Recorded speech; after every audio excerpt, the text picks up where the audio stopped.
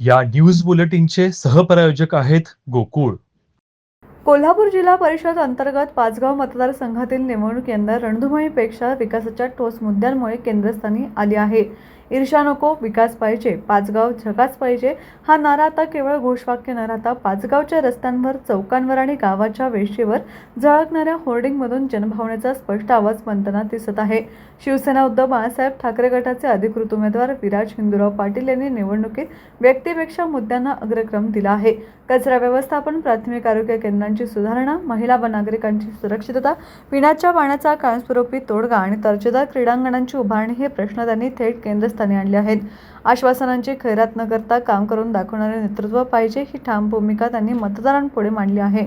विशेष बाब म्हणजे पाचगावमध्ये लावलेले होर्डिंग्स उमेदवाराचा फोटो दाखवण्याऐवजी प्रस्तावित व आवश्यक विकास कामांचे स्पष्ट दर्शन घडवतात. ही कामाची भाषा बोलणारी मांडणी मतदारांना भावत असून निवडणूक चर्चेचा रोखही सकारात्मक दिशेने वळताना दिसतोय.